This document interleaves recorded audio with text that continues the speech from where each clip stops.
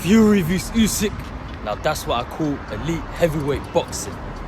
Just want to say that both men came and put on a fucking performance. But there's a big lesson in this. And the right man was crowned champion. Now, of course, Fury's saying he thought he won. Very debatable. I think most people will agree that that's not the case. But either way, I think this fight here, this shows you just how important and significant the desire to win comes down to. Like, of course, I'm not saying Fury had no desire to win, but I think this fight proved that Usyk wanted it that bit more. And let's be real, Fury spent a lot of time underestimating Usyk. I think so. Yes, they're both, you could say Fury's past his prime. Of course, he's getting a lot older, so he's not going to be as good as he was when he was younger. But even so, Fury definitely underestimated Usyk. And Usyk just wanted it more. And you can see that because in the crucial moments, for example, in round 7, in the crucial moments, that's when Usyk showed up. And Fury didn't show up so much. Round 7, who showed up? Usyk. Round 9, who showed up? Usyk. Literally, like, these crucial moments is when the one who wants it more shows up. Fury was resilient as hell, especially not to fall down, or still a knockdown, but not to fall from all those bangs. Like, anybody else is curtains. But yeah, that rematch is gonna be, I think with the rematch, Fury's, I think we'll see a lot different fight. Usyk will still be in it, but I think it'll be a lot different. Why? Because there's not going to be no underestimation from Fury. Fury now has a point to prove. Now he has something to fight for. And that's what I'm going to get into. Usyk's driving force is so great that that's why he won. That is honestly, I believe, why he won.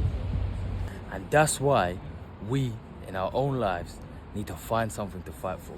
Because the greater the cause, the more you're going to fight, the more you're going to give, the less likely it is that you're going to give up.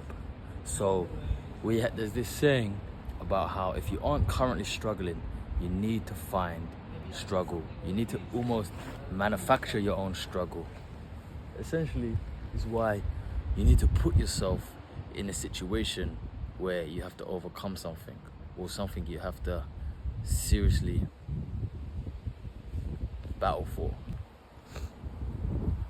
That's why you see people who don't have struggle, or people who don't have something against them, usually often just go through life and end up almost self-destructing in a way.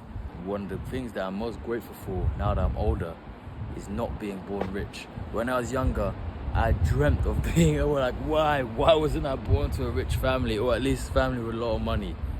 Now I'm so grateful that I wasn't, because it's given me such a drive and a sense of do or die attitude, and just, yeah, man, it's just like it gives you something to fight for. It creates this hunger in you.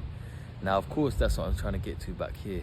Fury, I just don't think he was hungry enough for it. Like, even in his press conference, the one that just came, the pre-fight conference, he said, when asked about training, he shrugged it off like, oh yeah, just kind of been training past 5 weeks. Who knows, he might be chatting shit, it's Fury, you don't know. But you could just see the seriousness in Usyk the whole time, non-stop, like this whole build-up, non-stop, consecutively. All you've seen is intent, and he was just too hungry. So that's why, man, if you're out there in life, figure out what you're hungry for, find a meaning, and fight. Because when you have that level of fight in you, that level of desire, that level of hunger, you'll get what you want.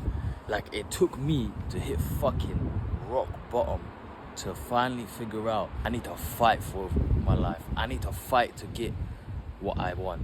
I need to earn what I believe I deserve. And I've been fighting ever since.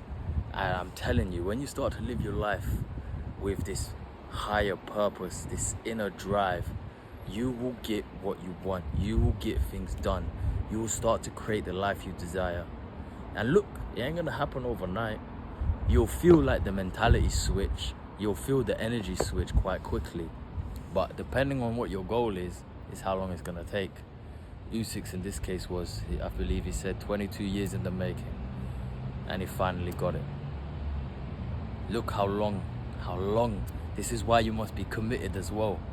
Because again, when you find what your drive and your purpose is, you gotta be committed to that purpose. Because you're not always gonna be motivated. There'll be days when you're, it's that, nope, I made commitment, I must stick to it. And I believe that stage that Usyk was in, his Fury, everyone would have seen Usyk as the underdog and underestimated him. Like, more people than not thought it was him that was gonna lose. But me, all along, I had a feeling like, nah, Usyk will win, because he's got too much to fight for, too much to prove. He's got too much.